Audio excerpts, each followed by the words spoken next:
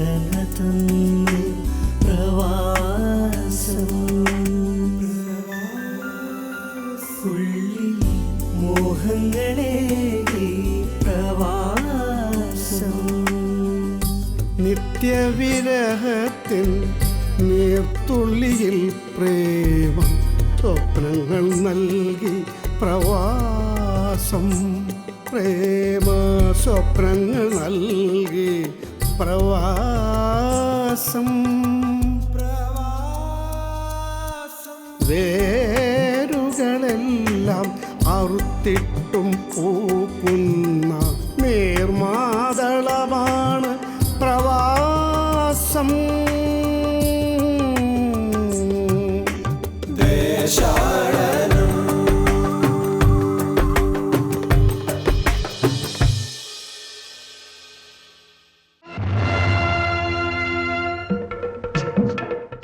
അലിമാത്താക്ക് 5 ഉറുപ്പ്യ കൊടുക്കാനുണ്ട്.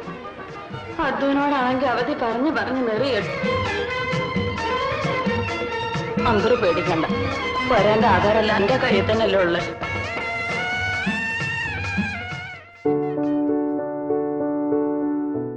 അരങ്ങിൽ നിന്ന് മരുഭൂമിയിലേക്ക്. ഒരു വിപ്ലവകാരിയായി മലയാള സിനിമാ രംഗത്ത് ചരിത്രം തീർത്ത നിലമ്പൂർ ആയിഷ.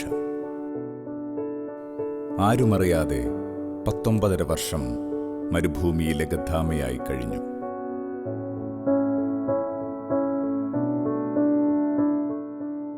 ഞാൻ ജനിച്ചതും വളർന്നതൊക്കെ ഇവിടെ നിലമ്പൂർ തന്നെയാണ്. എൻ്റെ ബാപ്പേൻ്റെ പേര് മൂത്തടുത്ത് അഹമ്മദ് കുട്ടി, ഉമ്മയുടെ പേര് എരഞ്ഞിക്കൽ കുഞ്ഞാച്ചുമ്മ. അതിന് 3ാമത്തെ മകളായിട്ടാണ് ഞാൻ ജനിച്ചിട്ടുള്ളത്. അപ്പോൾ ഞങ്ങളെ സംബന്ധിച്ചിടത്തോളം ഒരു കലാകാരി ആവണമെങ്കിൽ അതിൻ്റെ ഒരു ബാക്ക്ഗ്രൗണ്ട് വളരെ വലുതാണ്. അപ്പോൾ ബാപ്പ ഇവിടെ ഒരു പ്രശസ്തനായ മനുഷ്യനായിരുന്നു. അതാവാൻ കാരണം 921 കാലഘട്ടങ്ങളിൽ ഉള്ള മാപ്പിള ലഹള കാലത്ത് ബാപ്പ ഒരു സാധാരണക്കാരനായിരുന്ന ഒരു മനുഷ്യനായിരുന്നു. അപ്പോൾ ഈ കോവിലകമായിട്ട് കുറേ ബന്ധങ്ങളുണ്ട്.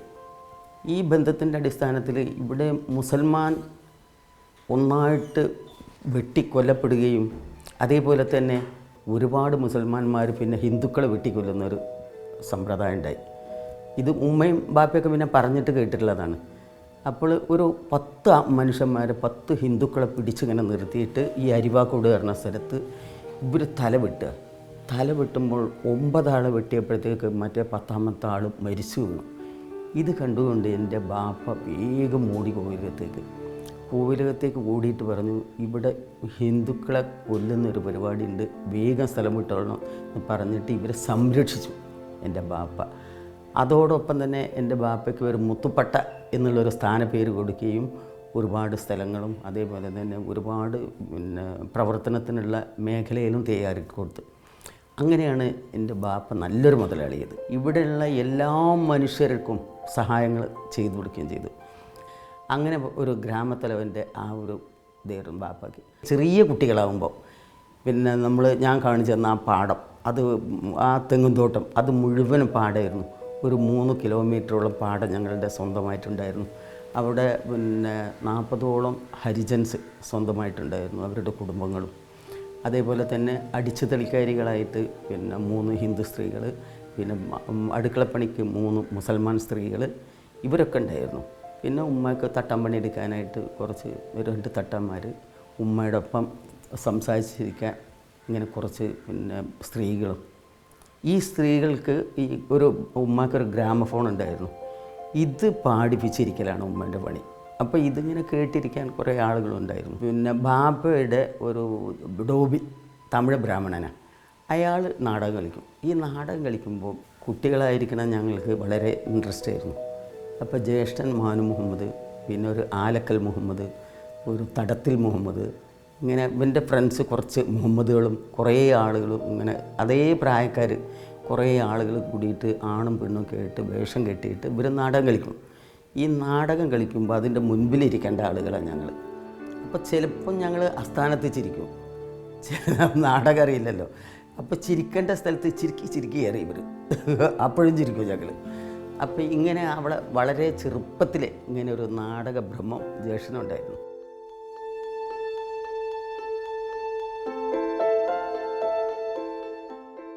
ഒരുപാട് ആളുകളെ സംരക്ഷിക്കുന്ന ഒരു ചുമതലയായിരുന്നു ബാപ്പയ്ക്ക്. എല്ലാ ആളുകൾക്കും വേണ്ട സ്ഥലം കൊടുക്കുക, അവർക്ക് വേണ്ട ഒത്താശ ചെയ്ത് കൊടുക്കുക, അവർക്ക് വേണ്ട എല്ലാ സംരക്ഷണവും കൊടുത്തിട്ട് ആ സമൂഹത്തെ പൂറ്റി വളർത്തുന്ന, പക്ഷേ പുരോഗമനാശയക്കാരനായിരുന്നു. അതുകൊണ്ട് തന്നെ 5 വരെ പഠിപ്പിക്കാനുള്ള ഒരു സ്കൂളും സ്ഥാപിച്ച്. ആ സ്കൂൾ ഞങ്ങളുടെ വീടിൻ്റെ തൊട്ട് തന്നെയായിരുന്നു.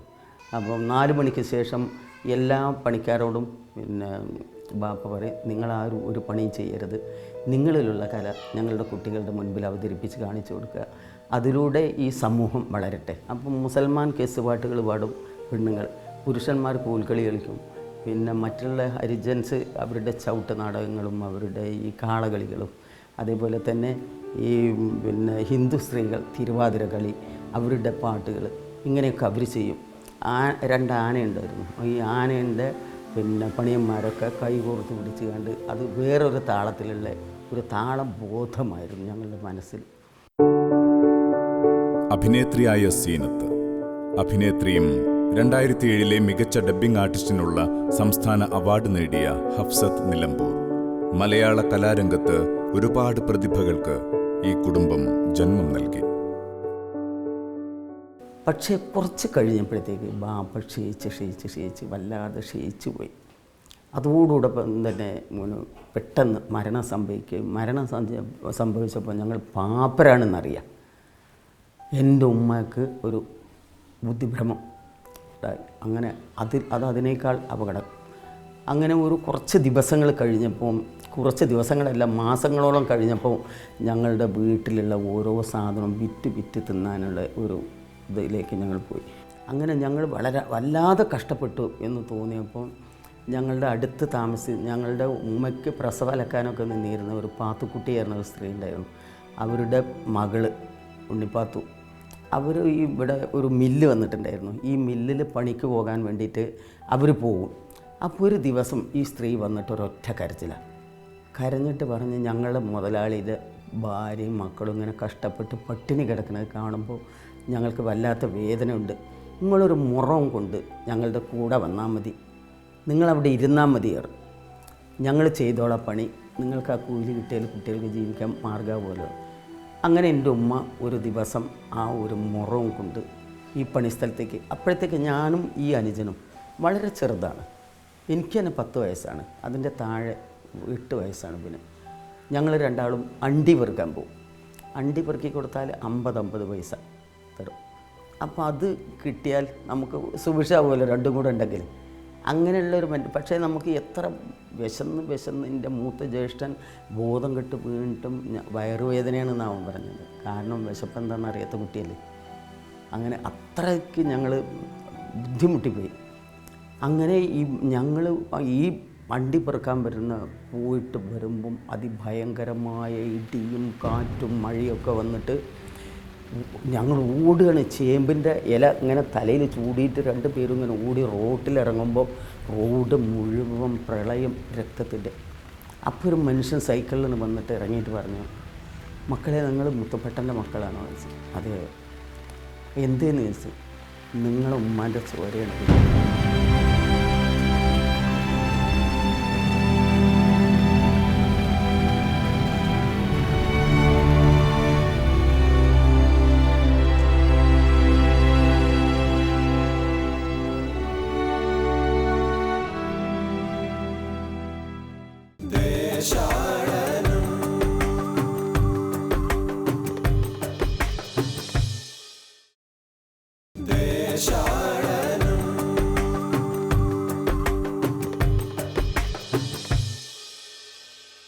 പണിക്ക് പോയ ആ ഒരു സ്ഥാപനം ഒറ്റയടിക്ക് കാറ്റിലെടുത്തതാണ്.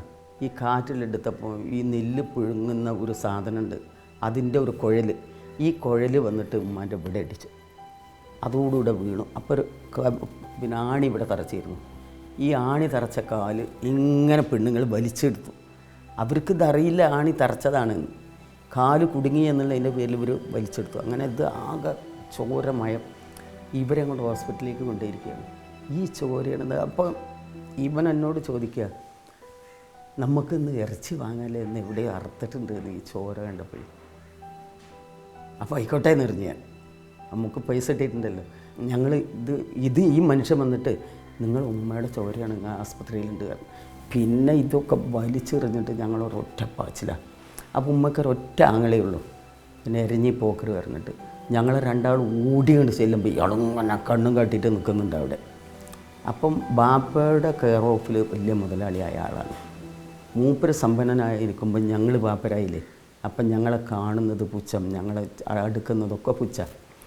അങ്ങനെ ചെന്ന് നോക്കുമ്പോൾ ഉമ്മയെ കെട്ടിയിട്ട് കൊണ്ടുവരികയാണ്. പുറത്തേക്ക് കൊണ്ടുവരുമ്പോൾ മൂർദാവിൽ കെട്ട്, കാലിൽ കെട്ട്, ഇതൊക്കെ കണ്ടുകൊണ്ട് ഞങ്ങൾ പൊട്ടിക്കരഞ്ഞിട്ടൊരു മൂലയിൽ ഇങ്ങനെ ഇരുന്ന്, ചെറിയ കുട്ടികളല്ലേ, ജീവിക്കണമെങ്കിൽ ഒരു മാർഗ്ഗം ഇല്ലല്ലോ. അപ്പം പിന്നെ വലിയ ചെമ്പുണ്ടായിരുന്നു. വലിയ ചെമ്പ് എന്ന് പറഞ്ഞാൽ അന്നത്തെ ബാബ സമ്പന്നനായിരുന്ന കാലത്ത് ഫാനൊന്നുമില്ല. അപ്പോൾ ഈ ഫാനിന് ബദൽ ഈ തുണി കൊണ്ട് ഇങ്ങനെ ഒരു ഇതുണ്ടാക്കിയിട്ട് ഒരു കയറ് കെട്ടിയിട്ട് അപ്പുറത്തുനിന്ന് ഒരാൾ വലിക്കുന്നതാണ് അന്നത്തെ ഫാന്. അതേപോലെ തന്നെ വലിയ കുളിമുറി ഉണ്ടാക്കിയിട്ട് അതിൻ്റെ ഉള്ളിൽ വലിയ ചെമ്പ് വെച്ച് അതിനൊരു കുഴലിട്ടിട്ട് അതിനൊരു പിന്നെ ഇതും വെച്ചിട്ടാണ് അന്നത്തെ കുളി ഷവറിന് ബദൽ. അപ്പോൾ ഈ ചെമ്പുകളും എല്ലാ ചെമ്പും ഇങ്ങനെ ഓരോ ദിവസം വി കെ ശങ്കരൻ നായരെ വീട്ടിൽ കൊണ്ടുപോയിട്ട് 5 രൂപയ്ക്ക് പണയം വെക്കും. വല്യമ്മ അതൊക്കെ വിറ്റിട്ടാണ് ഞങ്ങൾക്ക് പിന്നെ ഇവിടേക്ക് ആസ്പത്രിയിലേക്ക് കൊണ്ടുപോകാനുള്ള ഭക്ഷണം ഉണ്ടാക്കുക. അപ്പം രാവിലെ ഞാൻ നീറ്റിട്ട് വരും ഇങ്ങോട്ട്. ഇവിടെ വന്നാൽ ചെറിയ ഒരു അനുജുണ്ട്. അതിനെ പ്രസവിച്ചിട്ട് 40 കഴിയുന്നതിൻ്റെ മുമ്പാണ് ബാപ്പ മരിച്ചതേ. അങ്ങനെ ഈ കുട്ടീനെ ഒക്കത്തും വെച്ച് പിന്നെ 2 വയസ്സായ ഒരു കുട്ടീനെ കയ്യിലും പിടിച്ച് ഈ കഞ്ഞിക്കലം തലയിലും വെച്ചിട്ട് ഇവിടുന്ന് നടക്കുക. ഈ മുക്കട്ടയിൽ നിന്ന് നിലമ്പൂർ ആസ്പത്രിയിലേക്ക് നടക്കും. അത്ര ദൂരം വരെ നടന്നു പോയിട്ട് ഈ കഞ്ഞിയോടെ കൊണ്ടുപോയി കൊടുക്കുമ്പോൾ മുറി കെട്ടിയിട്ടും ഭയങ്കരമായ കരച്ചിലായിരിക്കും. അപ്പം ഞങ്ങൾ ചെറിയ കുട്ടികളാണെങ്കിലും ഇതൊക്കെ ഓർമ്മയുണ്ട്. അങ്ങനെ എല്ലാം കഴിഞ്ഞിട്ട് സ്പൂണ് വരെ വിറ്റ് തിന്ന് കഴിഞ്ഞതിന് ശേഷം ഞങ്ങൾ 3-3.5 മാസമാണ് ആസ്പത്രിയിൽ നിന്ന് പോരുമ്പോൾ.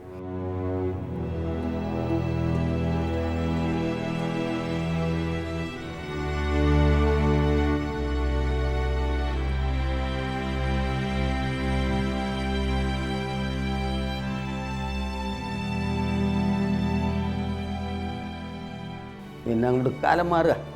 അങ്ങനെ കഷ്ടപ്പാട് കൊണ്ടുകൊണ്ട് അങ്ങനെ ജീവിക്കുന്നതിൻ്റെ ഇടയിലാണ് എൻ്റെ ബാപ്പ എൻ്റെ ഒരു ഫ്രണ്ട് ഉണ്ടായിരുന്നു, പാറാഞ്ചേരി മമ്മണിയാക്കാരനുണ്ട്.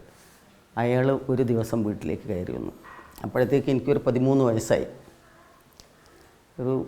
ഇത് കയറി വന്നിട്ട് പറഞ്ഞ്, ഈ വളർന്നു വരുന്ന പെൺകുട്ടികൾ നാശാവാൻ എളുപ്പമുണ്ട്, അതുകൊണ്ട് ഇവളെ ഒരു കല്യാണം കഴിച്ചു കൊടുക്കണം. ആരാ വരനെന്ന് ചോദിച്ചു ഉമ്മ. അപ്പോൾ ഇവിടെ ഈ മില്ലിൽ പണിക്ക് വന്നിട്ടുണ്ടായിരുന്ന ഒരു കുട്ടി ഹസൻ എന്ന് പറഞ്ഞിട്ട് ഒരാൾ, 47 വയസ്സുകാരനായ ഒരു മനുഷ്യൻ, ഷർട്ട് ഇടൂല, സംസ്കാരശൂന്യനായ മനുഷ്യൻ, ഭാഷയ്ക്ക് പിന്നെ വൃത്തിഹീനമായ ഭാഷ സംസാരിക്കുന്ന അയാളാണ്. അപ്പോൾ ഇത് പറഞ്ഞപ്പോൾ ഞാൻ പറഞ്ഞു, ഞങ്ങളെ വീട്ടിൽ പിന്നെ നീലാണ്ടനുണ്ടായിരുന്നു, അയാളെ കെട്ടിയാലും എനിക്ക് ഇയാളെ വേണ്ടായിരുന്നു. അപ്പോൾ ഇയാൾ വലിയ വടി എടുത്തിട്ട്, അതാണ് ഈ പാടം 1 വിലാപത്തിൽ കാണിച്ചത് ഞാൻ ഈ കഥ പറഞ്ഞിട്ട്. അപ്പോൾ ഈ വടി എടുത്തിട്ട് ഇയാളെൻ്റെ നേരെ കൊണ്ട് ഊങ്ങിയപ്പം നിസ്സഹായരായിട്ട് ഞാനും എൻ്റെ ഉമ്മയും സമ്മതിക്കുക. അങ്ങനെ വിവാഹം കഴിഞ്ഞു. വിവാഹം കഴിഞ്ഞ് 5 ദിവസത്തോടു കൂടി ഞാൻ കടക്കട പുറത്ത് വന്നു. ഇനി പടി ചവിട്ടിയും പാടില്ല എന്നിട്ട് ഒന്നാണ് പുറത്താക്കിയായില്ല.